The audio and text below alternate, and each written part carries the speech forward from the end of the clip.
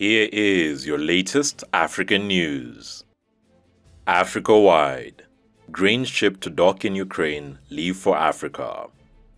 A ship approached Ukraine on August 13th to pick up wheat in the first food delivery to Africa under a UN plan to unblock grain trapped by Russia and Ukraine conflict and bring relief to some of the millions worldwide on the brink of starvation. Closing in on the half-year mark, the war has sent food prices sky high and developing countries with even less hope they would be getting supplies from the breadbasket of Europe. The ship, Brave Commander, would take more than 23,000 metric tons, while Ukrainian and Western officials have repeatedly spoken of the crucial role of grain shipments from Ukraine's Black Sea port in staving off a global food crisis. Many of the first dozen vessels to leave the port were bound for destinations in Turkey and Western Europe.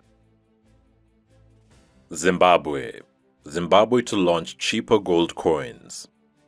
Zimbabwe's central bank is to introduce lower denominations of gold coins to allow ordinary people to purchase them, according to the state-owned newspaper The Herald. Last month, the country introduced gold coins priced at the international market rate for an ounce of gold plus 5% of production cost. An ounce of gold is currently worth about $1,795. Some 4,475 coins have been sold so far, according to The Herald. The coins were meant to ease the demand for the US dollar and maintain the value of the local currency after annual inflation topped 256% in July. The local Zimbabwean dollar exchanged at 108.66 to the US dollar at the beginning of the year, but tumbled to 481.85 to the dollar in August. Zimbabwe uses two main currencies, the US and Zimbabwe dollar, but most people prefer to exchange their local dollars for foreign currency to maintain value. It has caused a shortage of US currency and driven exchange rates up. The central bank says the smaller denominations of coins worth about $180 each will be released in November. The coins are available to buy at approved banks and are tradable locally.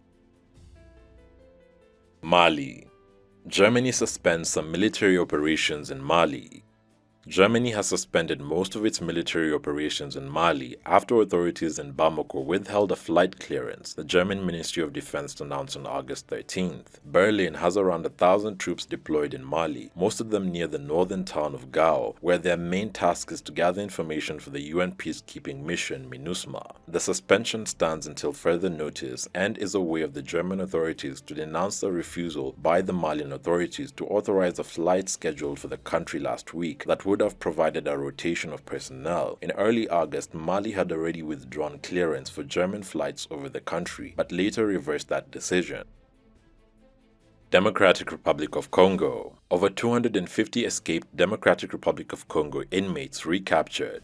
Over 250 of the 800 who escaped from a prison in Eastern Democratic Republic of Congo last week have been captured by the security forces, according to authorities. Security officials presented 166 of the inmates in addition to the 86 other fugitives who had earlier been captured with the help of the public. The armed forces are still hunting for remaining inmates who had been detained at the Kakwangura Central Prison in Butembo before it was stormed by armed men. An estimated 80 attackers overpowered the 15 police officers guarding the prison at 2:30 on August 11th. The army blames the ADF, an armed group with links to the Islamic State jihadist group, for carrying out the attack. The Islamic State group has admitted it was behind the attack. 2 policemen were killed at the prison. Meanwhile, there is still a tense atmosphere over the other escapees still at large, though many residents have continued with their daily activities, with shops reopening. Mali settles outstanding debt caused by ECOWAS sanctions. Mali on the 12th of August announced that it had settled all outstanding debts caused by sanctions imposed by West African states after 2 coups in the country. As a result of the ECOWAS sanctions, the West African country was unable to settle its debt service between January and July, according to the Economy and Finance Ministry. The announcement follows the lifting of sanctions decided in early July by ECOWAS leaders after Mali's military government unveiled a plan to rule for 5 years. As a result of the sanctions, institutions such as the World Bank and the African Development Bank suspended disbursements to Mali, which was notably in default, especially on West African financial markets. The ruling military government gave in to the demands of ECOWAS by publishing a new electoral law and a timetable that includes a presidential election in February 2024, a timetable accepted by the West African Organization. Ethiopia. Ethiopia completes the third phase of filling the giant Nile Dam. Ethiopia has successfully completed the third phase of filling the reservoir of its mega dam on the Blue Nile, despite protests from Sudan and Egypt which border the Nile downstream. According to the Prime Minister, the height of the water in the reservoir has now reached 600 meters, 25 meters higher than at the end of the second phase of filling at the same time last year. Sudan and Egypt have repeatedly asked Ethiopia to stop filling the GERD, pending the conclusion of a tripartite agreement on this subject and on the modalities of operation of the dam. Both countries, which are tributaries of the Nile, claim that this mega dam, with a planned capacity of more than 5,000 megawatts and a holding capacity of 74 billion cubic meters, will affect their water supply. At the end of July, Egypt had protested to the UN Security Council against the announced intention of Ethiopia to continue unilaterally during the current rainy season. The filling of the reservoir started in July 2020, despite the lack of agreement between the three countries concerned by the subject. Diaspora. Brazilians march in defense of democracy over Bolsonaro election fears.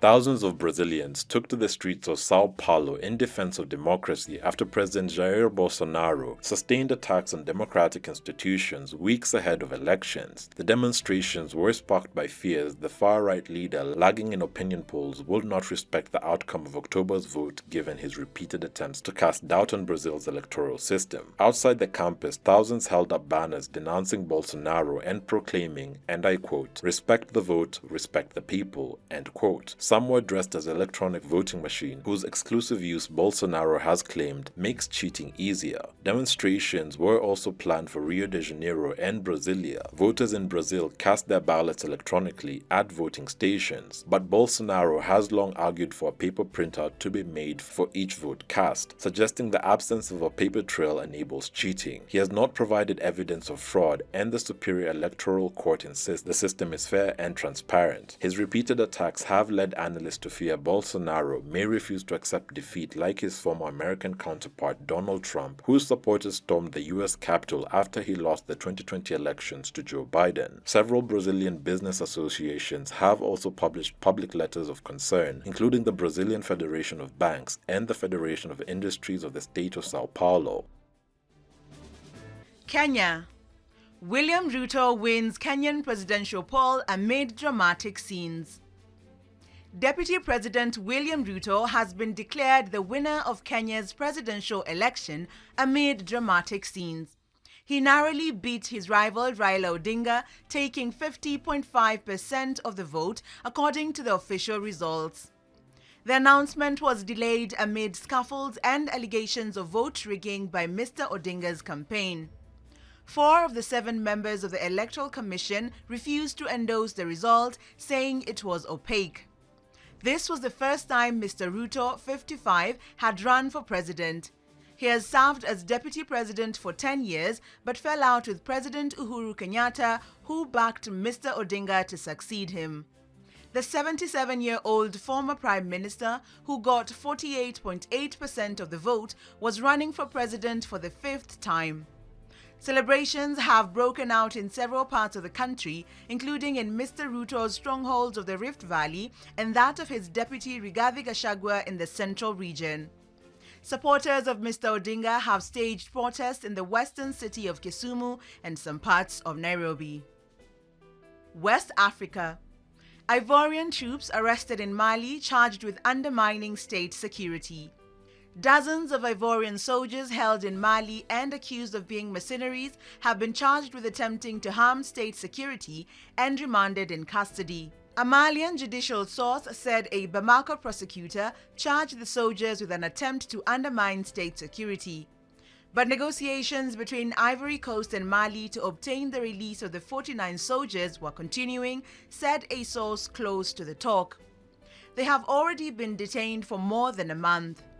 Ivory Coast has denied the accusation and demanded the troops be released, saying they were reinforcements to the UN peacekeeping mission in Mali, MINUSMA. The arrest of the soldiers after their arrival in Bamako airport on July 10th has sparked a diplomatic crisis between military-ruled Mali and its West African neighbor.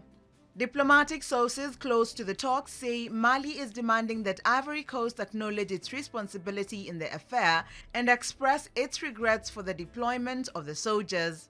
Bamako also wants Abidjan to hand over people who have been on its territory since 2013 who are wanted in Mali, said the sources. Ivory Coast has rejected both demands and is preparing for extended negotiations to free its men, they added. Mali. UN troop rotations in Mali to resume.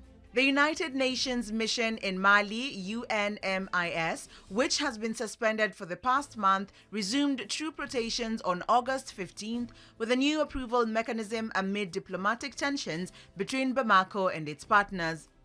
MINUSMA agreed to the new procedures and communicated them to all countries contributing troops. There will be no exception, Foreign Minister Abdoulaye Diop said after the Sahel state suspended the rotations last month for national security reasons. The July 14th suspension of rotations came 4 days after Mali arrested 49 Ivorian soldiers it later described as mercenaries intent on toppling the country's military-led government. Ivory Coast said the troops had been sent to provide backup to MINUSMA. The peacekeeping mission acknowledged there had been what it called dysfunctions in deploying the Ivorian troops. Former MINUSMA spokesperson Oliver Salgado was expelled from the country for publishing what the authorities deemed unacceptable information on Twitter following the arrest. MINUSMA, the United Nations multidimensional integrated stabilization mission in Mali, was launched in 2013 to help the country fight jihadi campaign. It is one of the UN's biggest peacekeeping operations with 17,609 troops, police, civilians, and volunteers deployed as of April. The military government has turned away from France and towards Russia in its fight against the jihadi insurgency, with France having pulled out the last of its military equipment from the country. Uganda. Ugandans manufacture low-energy consumption computers. Ugandan engineers have developed Microfuse, a device designed to make computing and computers accessible to all Africans, especially those who are dealing with irregular power supplies. The device is currently being tested in a school on the outskirts of Kampala. It is a small revolution for the school. The stick computers prove to be much cheaper than traditional computers and also consume much less energy. This is a great alternative for many of the staff. The laptop, made from local materials, costs $70 and can operate in very remote areas of the continent thanks to solar energy. The computer market in Uganda is in limbo. According to the National Bureau of Statistics, only 2% of Ugandans currently have access to a computer. The engineers hope to have 10,000 devices on the market by October, but they also want to go further and aim for the African Continental Free Trade Area in order to be more competitive. South Africa. Zuma lawyers tried to overturn the decision to send him back to jail. Lawyers representing former South African President Jacob Zuma have asked the court to overturn a decision to send him back behind bars.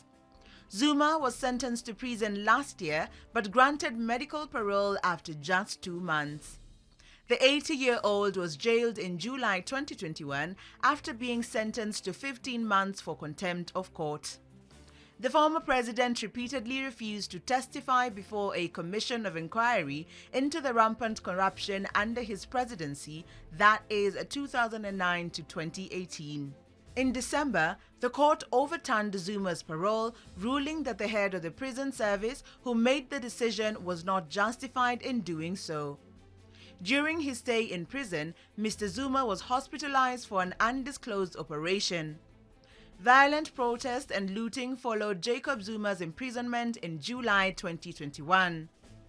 The violence affected the eastern province of KwaZulu-Natal before spreading to Johannesburg, killing more than 350 people and damaging the country's economy. Diaspora.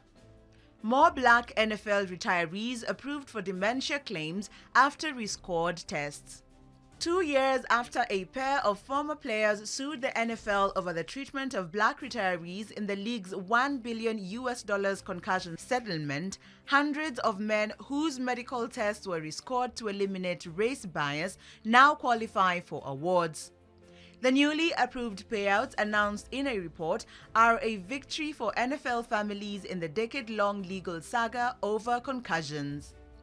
The 2020 lawsuit unearthed the fact that the dementia tests were being race-normed, adjusted due to assumptions that black people have a lower cognitive baseline score.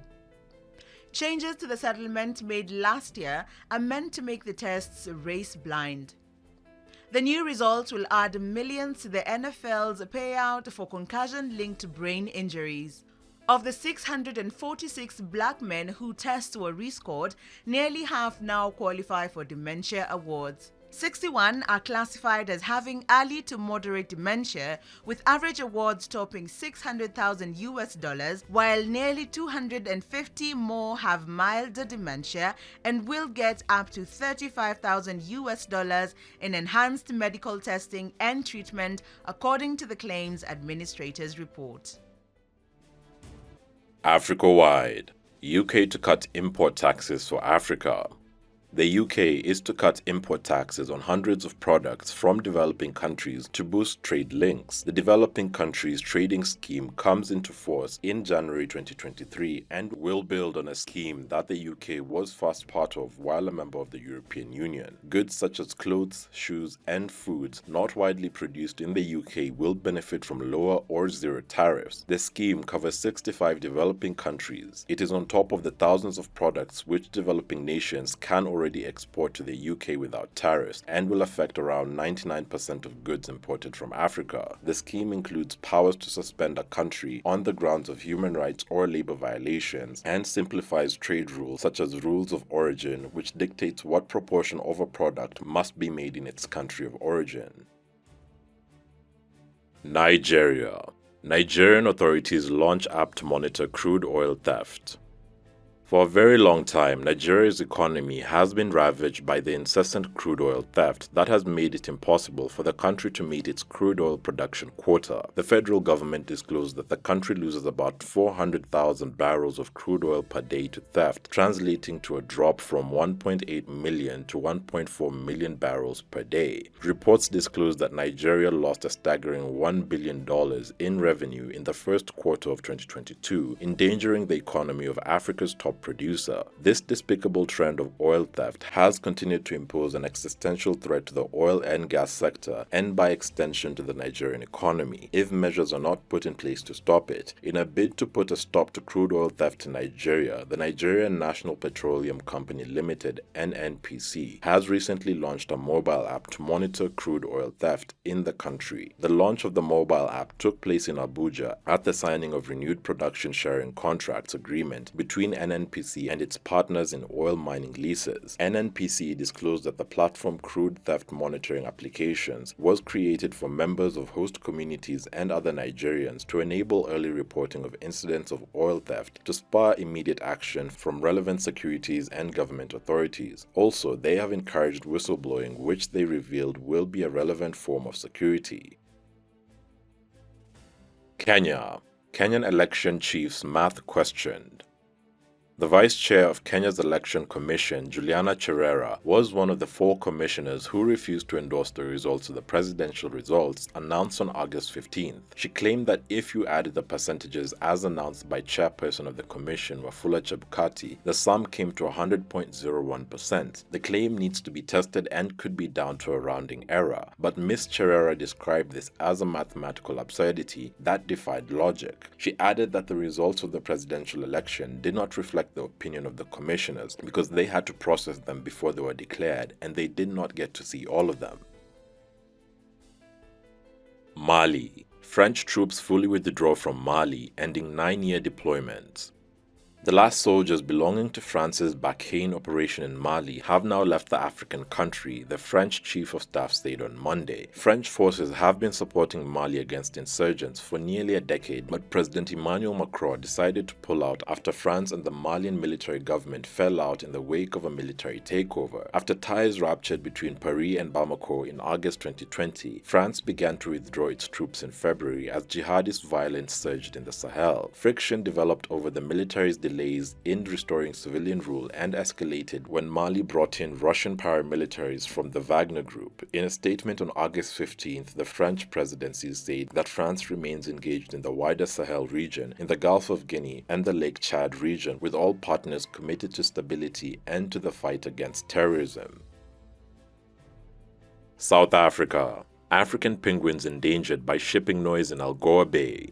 The already endangered African penguin is being pushed away from its pure habitat off the east coast of South Africa, resulting from noise from ship refueling, as scientific research has discovered. The variety of African penguins on St. Croix Island in Algoa Bay, with one of the world's largest breeding colony of birds, has plummeted since South Africa began to permit ships to refuel at sea, a course of often known as bunkering 6 years ago, the research discovered. Situated in a busy shipping lane along South Africa's east coast, Algoa Bay is rich in marine and bird life, where southern right whales roam in its sheltered waters. The new study, published on August 10th in the peer-reviewed Science of the Total Environment journal, showed that elevated noise levels affect marine animals' ability to find coral prey, communicate or navigate properly, and is the first to explore the impact of maritime traffic noise pollution on a seabird and the consequences of offshore bunkering activities on underwater noise levels. South Africa's Maritime Safety SAMSA in 2016 awarded the country's first offshore bunkering operator's license to Aegean Marine in a controversial closed tender, and then awarded 2 subsequent licenses to SA Marine Fuels and Heron Marine in 2018 and 2019 respectively. In 2019, oiled penguins were found in Algoa Bay after an oil spill from ship-to-ship bunkering, and conservationists have called for bunkering to be banned in the bay. Pichegru said penguins in the St. Croix Islands were already struggling to breed due to a variety of challenges, including industrial fishing of scarce prey.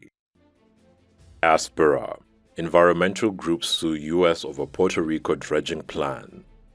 The Heart of Biodiversity has filed a lawsuit in opposition to the U.S. authorities on August 16th, accusing it of endangering wildlife and other people because it prepares to dredge and develop Puerto Rico's largest bay to accommodate big tankers that may serve as a brand new pure liquid fuel terminal. The non-profit organization stated that the U.S. Military Corps of Engineers' $60 million undertaking will take away 2.2 million cubic feet of seafloor sediment to deepen and widen San Juan Bay's delivery channels. The dredging will take greater than 12 months, and a number of materials transported to the closed Bicondado Lagoon estuary, a place where manatees and starfish are a typical sight, may be greatly affected. The lawsuit additionally notes that if the dredging is accomplished and the terminal is operational, a number of overburdened environmental justice communities close to and across the north coast of U.S. territory could also be in danger from air pollution, explosions, and oil spills. The grievance is the most recent hit of plans to construct liquefied pure fuel import terminal in San Juan, which has come under intense scrutiny. In June, a federal appeals court which stated that New York-based New Fortress Power, Inc. had not obtained the required permits earlier than beginning building of the terminal and wanted to be reviewed by the federal power regulatory fee. Environmental teams have lengthily rejected the terminal's buildings, demanding that Puerto Rico cut back its reliance on fossil fuels. Diaspora. 2 former cops awaiting trial in George Floyd case reject plea deal.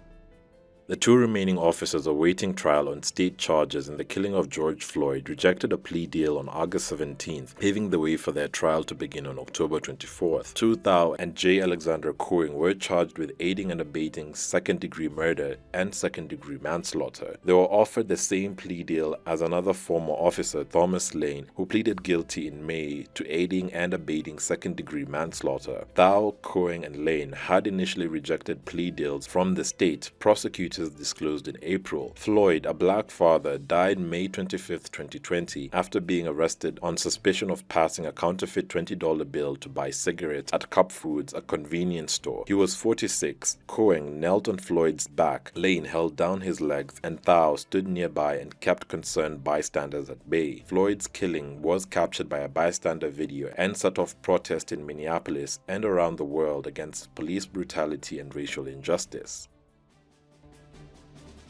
Kenya. Raila to challenge Ruto's victory at the Supreme Court.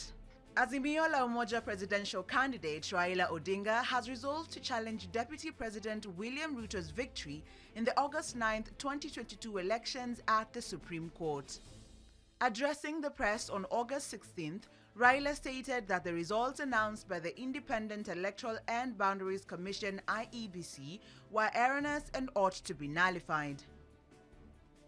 Raila stated that Azimio will explore all the legal options at its disposal in seeking an annulment of Deputy President William Ruto's win. He accused the IEBC chairperson Wafula Chebukati of deliberately trying to overturn the will of the people who voted on August 9th. Notably, he argued that their decision to reject the result was substantiated by the four commissioners led by IEBC Vice Chairperson Juliana Cherera, who distanced themselves from the results announced by Chebukati.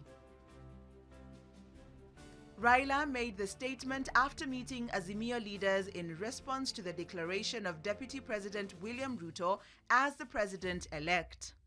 Furthermore, the Azimio leader called on their supporters to remain calm, stating that their legal team were handling the matter.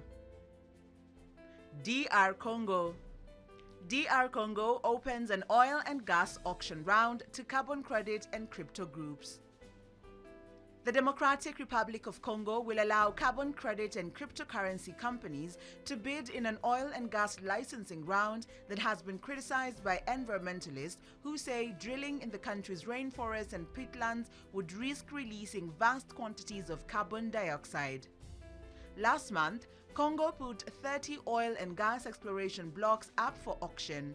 Some of the exploration areas are in Virunga National Park and the Cuvette Central, the world's largest tropical peatland, which naturally absorbs carbon from the atmosphere. Didier Budimbu, the hydrocarbons minister, said he would accept bids for exploration rights in the rainforests and peatlands from carbon market startups with no links to oil and gas majors as long as they had socio-financial backing. Rather than explore for hydrocarbons, such groups propose keeping any oil and gas in the ground and instead generate revenue by selling carbon credits to companies looking to offset their emissions. Congo produces about 25,000 barrels a day of crude oil from a smaller number of onshore and offshore blocks from its Atlantic coast. The government's long-held ambitions to produce oil in other parts of the country's interior have previously been held back by environmental concerns, corruption, and a lack of export options.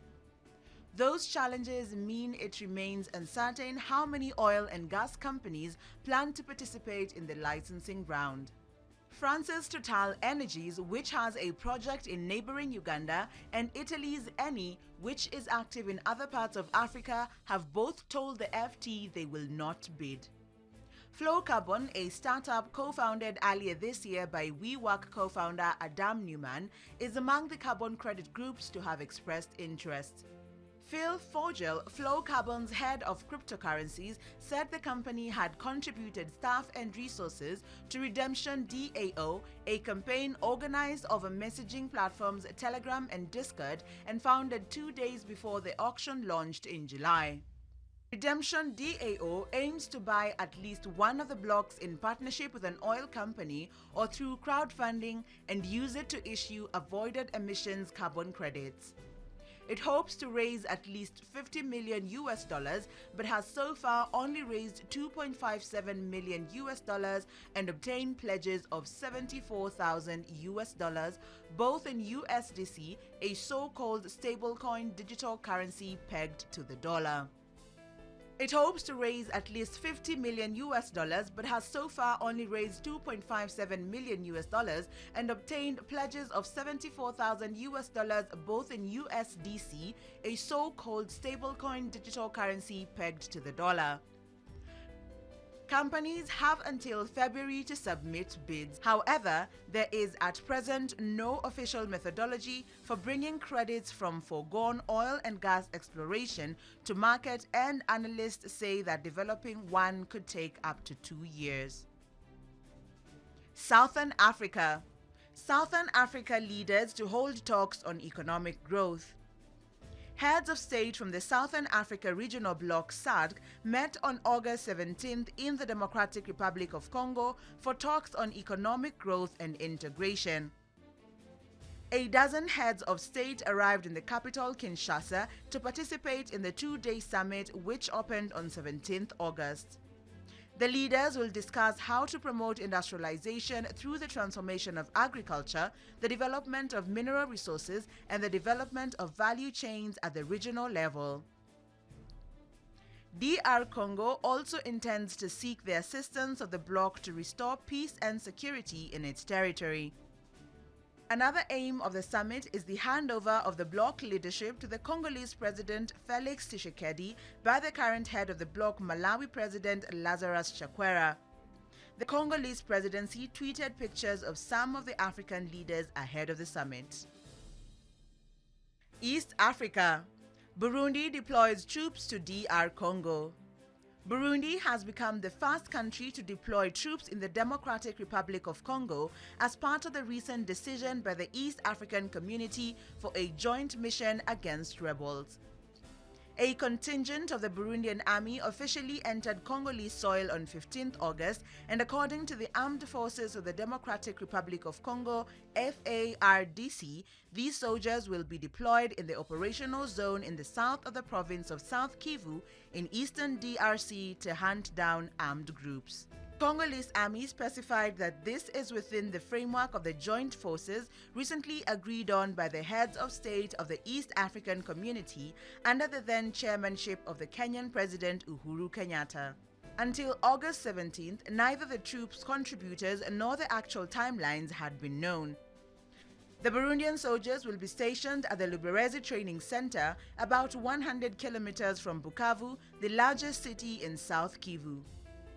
In this area, coalitions of Mai Mai armed groups on the one hand and Twiraneho and Gumino armed groups on the other are fighting and carrying out a series of reprisals, killing civilians and looting livestock. There are also Burundian groups such as Red Tabara that fight the power of Burundi from the DRC. Tanzania. Tanzania offers internet on Africa's tallest mountain. Tanzania's state telecommunications firm has installed high-speed internet connectivity on Mount Kilimanjaro, Africa's highest mountain, through a national broadband project. Tanzania's state telecommunications firm has installed high-speed internet connectivity on Mount Kilimanjaro, Africa's highest mountain, through a national broadband project. Information Minister Nape Nnauye launched the internet project on August 16th, saying tourists could now communicate worldwide from the summit of the mountain. The mountain is one of Tanzania's leading tourist destinations. Mr. Nnauye said internet connectivity on the mountain was expected to reach its highest point, Uhuru Peak, at 5,895 meters or 19,341 feet above sea level in October. The minister has shared some images during the launch of the project on the mountain. Trekkers on the mountain have not had internet connection and could not even make phone calls since connectivity ended near the starting point at around 1,860 meters. The mountain attracts nearly 50,000 hikers annually from across the world who are contributing 18% to the nation's GDP. It generated $1.4 billion in revenues last year. Diaspora. Florida elementary teacher quits job after staff removes photos of black leaders. A Florida elementary teacher said he quit his job after another staff member removed his pictures depicting African American leaders. Michael James, who taught at O.J. Sims Elementary School in Pensacola, said he had posted images on a bulletin board depicting civil rights icons Martin Luther King Jr. and Harriet Tubman, scientist George Washington Carver, and former Secretary of State Colin Powell. He told the Pensacola News Journal that he wanted to display the images so the students, a majority of whom are black, could see someone they could relate to. James said it really floored him when a staff member removed the photos. James did not name the staff member. He told the News Journal that he was setting up his classroom before the start of the school year with the help of 2 co-workers. The bulletin board containing the images was behind his desk, along with a copy of the Pledge of Allegiance, James said. While he was sitting at a student's desk cutting something out, the staff member started removing items from his bulletin board. Guinea. Opposition call for anti-military government protest.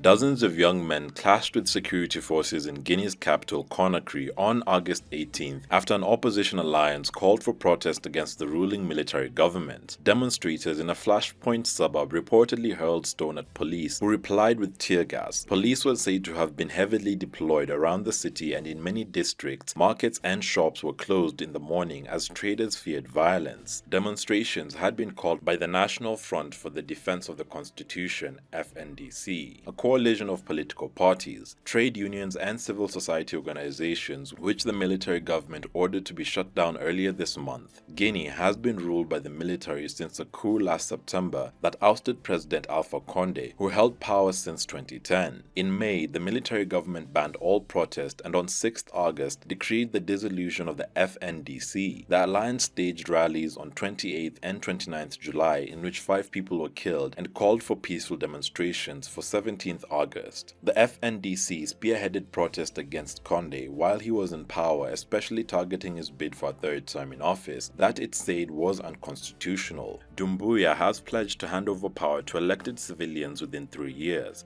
a timeline that the Economic Community of West African States want to be shorter. Mali. Mali calls for an Emergency Security Council meeting on French acts of aggression.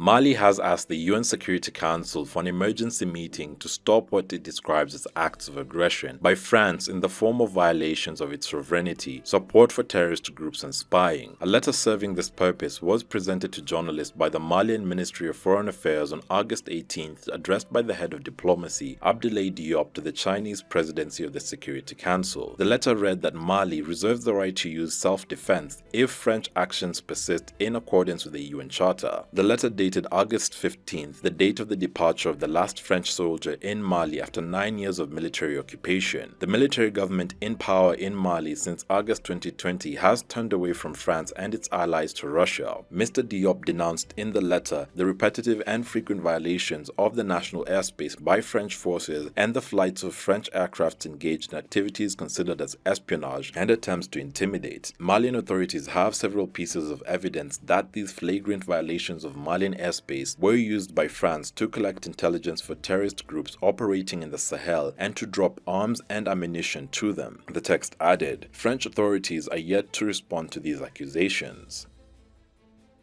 Southern Africa. Democratic Republic of Congo President Tshisekedi takes over from Chakwera to lead Southern African Development Community.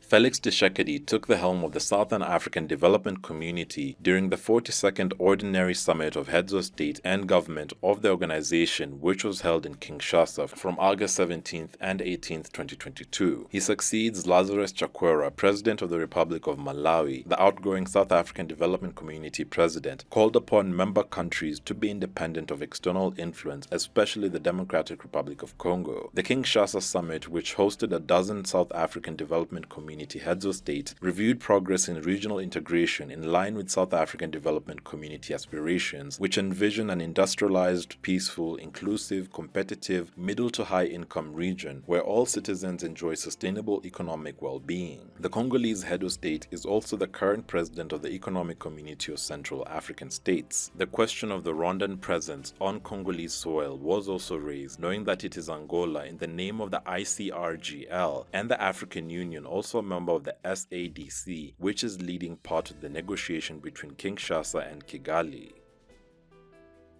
Ethiopia. The Ethiopian government proposes a plan for peace in Tigray. The Ethiopian government has called for a formal Tigray ceasefire agreement to be reached as soon as possible to enable the resumption of basic services to the northern region. A committee established in June to explore the possibility of talks with Tigrayan rebels said on August 18th it had drawn up a peace proposal to try to end the war that erupted in November 2020. The announcement came on the same day that the head of the World Health Organization and TPLF operative falsely described the situation in Tigray as the worst humanitarian crisis in the world, in which the government called the statement unethical. The TPLF has long insisted that basic services would have to be restored to the region of 6 million people before dialogue could begin. Fighting has eased in northern Ethiopia since a truce was declared at the end of March, allowing the resumption of aid convoys to Tigray after a break of 3 months. Ethiopia's northmost region has suffered desperate food shortages due to the TPLF terrorist theft and control of aid, which was used to force Tigrayans to fight in its military. Ethiopia's Peace Committee meanwhile said it would submit its peace proposal to the African Union. Angola. Spanish court awards custody of Dos Santos' body to widow. A Spanish court has allowed the body of Angola's former president José Eduardo dos Santos to be repatriated. It has also awarded custody of the body to his widow, Ana Paula dos Santos. Dos Santos, 79, died on July 8th in Barcelona, where he was seeking medical treatment. The former First Lady Ana Paula was married to dos Santos in 1992, and together they have 4 children. Meanwhile, Chais dos Santos, one of dos Santos' daughters, said she will appeal the decision. She argues that the custody of the former head of state's body should be awarded to his son because Ana Paula was not with their father from 2017. The Spanish court maintained that Ana Paula dos Santos has legitimacy because she did not divorce the former leader. Last month, dos Santos' children agreed to have their father buried in Luanda, but only after the August 24th general elections. Diaspora. U.S. gun laws in South Florida ports helped fuel Haiti's escalating gang violence. Haitian gangs are buying unprecedented quantities of high-powered rifles at shops in Florida and smuggling them out of the U.S., fueling a wave of violence that is destabilizing the Caribbean nation. U.S. law enforcement officials have said in the last few months, federal agents have seen a surge in arms being sent illegally from Florida to Haiti. A United Nations report estimated in 2021 over 370,000 illicit firearms circulated in Haiti, while the National Commission for Disarmament, Dismantling and Reintegration in Haiti estimated that number to be as high as 500,000. As the world's largest firearm suppliers, the United States is a major source of illegal weapons smuggled into Haiti. Due to its lenient gun purchasing laws and its proximity to the Caribbean, the state of Florida is a top supplier. Case in point, in 2019, a Florida gun shop owner was accused of conspiring with Haitian government officials, including a senator, to smuggle 166 semi-automatic firearms into the Caribbean country. In another recent example, in early 2021, a former U.S. Marine was convicted of smuggling guns into Haiti in his luggage as part of a foiled plot to train members of the Haitian army and become the country's president. He too used fake papers to pass himself off as a colonel. The proliferation and expansion of gangs in Haiti is likely increasing the internal demand for weapons. These groups' demand for weapons was seen in a June gang raid of 6 police stations in Port-au-Prince, in which gang members allegedly sought to steal police weapons. Diaspora. African American parents accuse LA Elementary School of traumatizing their daughter with a cotton picking project.